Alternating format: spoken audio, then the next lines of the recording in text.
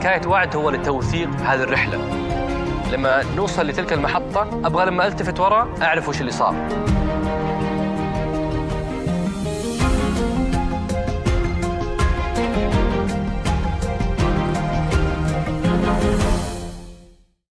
كل شيء ممكن أنساه في حياتي إلا ذاك اليوم اللي رحت فيه بقيقة، لأنه كان يوم أسود فعلاً. إن السعودي ما يخاف، ما يخاف. حنا يعني لو تشوف في أي محل ثاني ممكن الناس تهرب، لأن 25 صاروخ. السعودية تعتبر ثاني أكبر منتج للنفط في العالم، ولديها ثاني أكبر احتياطي للنفط على مستوى العالم. لكن الرقم الأهم هو أن السعودية تعتبر أكبر مصدر للنفط الخام في العالم، وإنتاجها اليومي يمثل حوالي 16% من النفط المتداول في الأسواق، ولذلك هي الطرف الأكثر تأثيراً في استقرار الأسواق العالمية وضمان إمدادات الصناعات النفطية اللي تؤثر بشكل مباشر على أسعار أي سلعة موجودة حوالينك. لهذا السبب لا أحد على كوكب الأرض يتمنى أي ارتباك أو تهديد لصادرات النفط السعودية، لكن للأسف هذا السيناريو المرعب حدث بالفعل. التاريخ 14 سبتمبر 2019، التوقيت 3:30 فجراً. الحدث تعرض منشآت تابعة لأرامكو في بقيق وخريص لهجوم إرهابي غاشم أوقف نصف إنتاج السعودية. قابلت القادة اللي أداروا التعامل مع هذه الأزمة، سألتهم عن كواليسها وكيف استطاعوا أن يمنعوا حدوث أسوأ سيناريو في تاريخ أسواق النفط. طبعاً أرامكو معروف عنه ننام مبكر ونصحى مبكر، يعني 9:30 10 بالليل أغلب اللي في أرامكو ينامون، ونصحى مبكر 5 الصباح دائما. حتى في العطلة الأسبوعية أنا متعود أن أنام ولازم الجوال جنبي من أيام العمل في المعامل يعني. فالجوال إذا صاح بالليل، رن الجوال معناها حدث جلل، أمر خطير.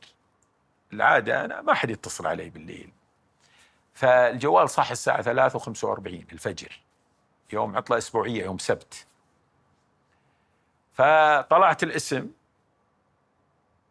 عرفت أنه في أمر خطير حدث. رديت، كان النائب الأعلى للرئيس للأبستريم وذكر لي أنه في هجوم صاروخي، بس ما كان يعرف ذلك الوقت درون صواريخ على معامل خريص ومعامل بقيق. وكل شيء ممكن أنساه في حياتي إلا ذاك اليوم اللي رحت فيه بقيقة، لأنه كان يوم أسود فعلاً. المنطقة مظلمة، لكن الشعور كان يعني بحالة من الانكسار لم تحصل لي في تاريخ حياتي. أنا بحكم عملي في التشغيل وما إلى ذلك وتدرجي الوظيفي، يعني أخذت الأمور الحين بهدوء. 10 دقائق من تلقيت الاتصال، أنا كنت في مركز إدارة التحكم في الظهران، يبعد عن بيتي. من الاتصال إلى ما وصلت إلى المركز التحكم الرئيسي في الظهران 10 دقائق. يعني imagine تغسل وجهك وتلبس ثيابك وتمشي بالسيارة، وبيتي قريب يعني من المركز. والله كنت لابس بنطلون وقميص هدد الله يعزك نعال، يعني حتى ما مداني ألبس جوتي وشراب ولا تتاكل القميص. رحت بسرعة، وصلت طبعا إلى المركز الرئيسي للتحكم. أول شيء تفكر فيه لما يصير حادث زي كذا، أنه هل في إصابات ولا لا، لأنه الحوادث هذه يحدث عنها إصابات، والإصابات هذه هي دائما أنا أقول أنا نقدر نتحمل إذا أحد ضرب المعمل، نقدر نغير الخزانات والمضخات، نقدر نغير كل شيء، لكن هذه الطاقات الشابة، المواهب هذه صعب استبدالها، صعب انك تعوضها.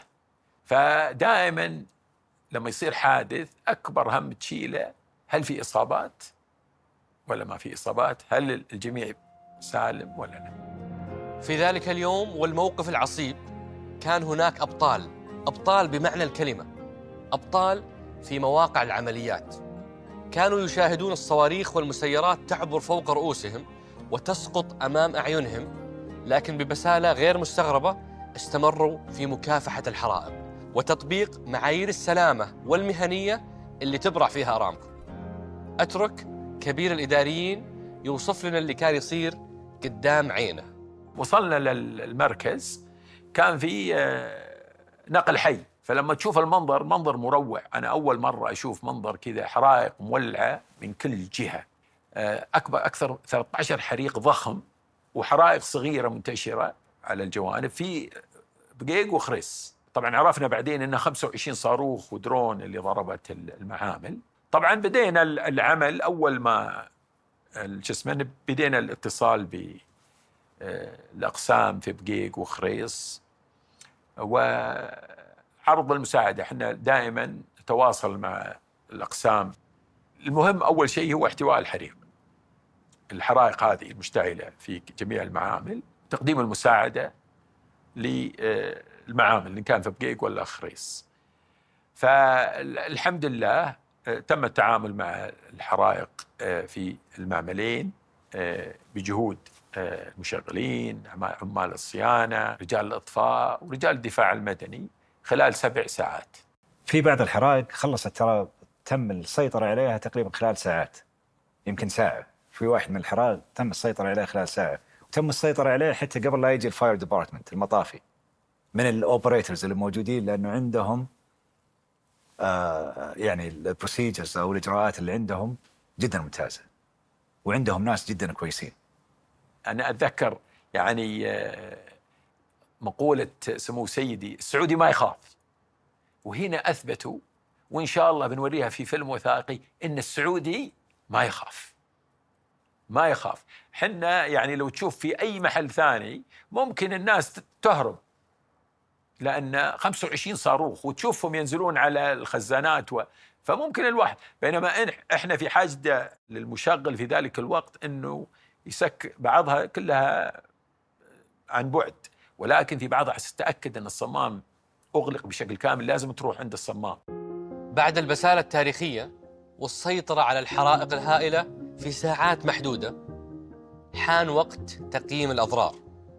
العالم يترقب ما بين أسواق تريد معرفة النتائج لتعكسها على أسعار النفط، وأعداء يتطلعون لإعلان نصرهم المزيف على السعودية، ومصانع ومصافي تريد الاطمئنان على إمداداتها.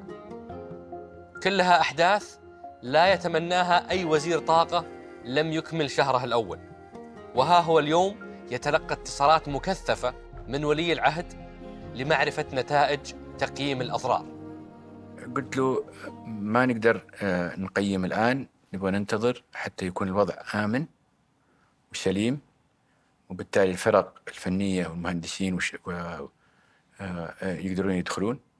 ما زال في هناك تخوف إنه في غاز، أي اشتعال، أي كذا، أي هذا ممكن يسبب كارثة. ولذلك عملية التقييم الحقيقية بدأت من اليوم الثاني. أنا لعلمي بقدرة وإمكانيات الإخوان في الشركة، ذكرت لهم، قلت لهم ما راح أجي عندكم ولا راح أقرب عليكم، أنا بكون في فرع الوزارة في الظهران بنتظر. لأن أعتقد أن أسوأ شيء تسويه في ظروف زي كذا إنك تجي وتكون فوق الناس وهم يحاولون يسوون واجباتهم وأعمالهم. بالعكس، أهم ما تسويه إنك تخلي الناس تشتغل، ولما تنتهي من شغلها تجيك وتقول لك تعال الآن نقدر نوريك اللي.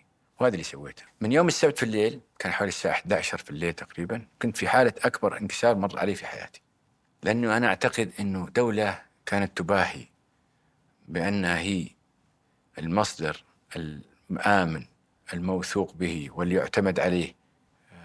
هذا اللوجو حقنا، هذا شعارنا. كنا محتفظين بطاقة إنتاجية غير مستغلة لهذا الغرض. من أن عملت في وزارة البترول سابقا الطاقة إلى هذا اليوم، حجم المباهاة اللي نباهي والصناعة بما في ذلك شركة أرامكو، الجميع يعرف أنه هذا المصدر الآمن للطاقة في العالم. لما يصير حادث من هذا النوع في 20 دقيقة يزال منه نصف طاقة الإنتاجية له، بدون ما يكون عندنا القدرة أن نوقف على رجولنا مرة ثانية وبسرعة، هذا معناته كل ما سويناه في 30-40 سنة أصبح هباء منثورا. بدأت التنبؤات بنهاية أكبر مصدر للنفط في العالم. المحللين يرون أن انهيار الصادرات سيؤدي لفقدان الثقة من قبل المستوردين في أرامكو، خصوصاً وأن التوقعات تشير إلى أشهر طويلة حتى تستعيد أرامكو مستويات إنتاجها. مشهد قاتم جداً لم يمحو سواده سوى تقارير المختصين في أرامكو عندما زفوا البشرى لكبير الإداريين. هو ما في شك أنه زي ما ذكرت حادث مروع، بس أنا بحكم عملي على سنين في التشغيل، يعني كان توقعي قبل ما أقعد الصباح صراحة مع المختصين في الشركة أنه نحتاج بحدود 6 أسابيع أنه لإرجاع المنشآت هذه. وفاجئوني طبعا المختصين كلهم أنه 3 أسابيع نحتاج ونرجع كل شيء لما كان عليه. إنما أنا شفت الحقيقة الوضع يعني مخيف، فأعترف على الملأ وأرجو إن شاء الله سمو العهد ما يزعل مني. قلت للإخوان ما راح أقول لسمو العهد شيء، هذه مسؤولية كبيرة وخطيرة، وأعتقد أنه علينا واجب أنه نعيد مرة ثانية مراجعة الأرقام، مراجعة الأوضاع، وأعطيتهم مجموعة كبيرة من الأسئلة اللي كنت أتصور أنه سنسأل عليها. فقلت له أنا ما راح أكمل أو راح أقول له شيء، بقول عندنا مراجعة وأعطينا فرصة إلى بكرة. وفعلا كلمته قلت ما زال الأمور إن شاء الله مطمئنة وكويسة، ولكن أنا أبغى ما أجي لجدة. قلت معلش الأمور زينة وإن شاء الله لك ما يبيض الوجه، لكن عطني فرصة إلى بكرة.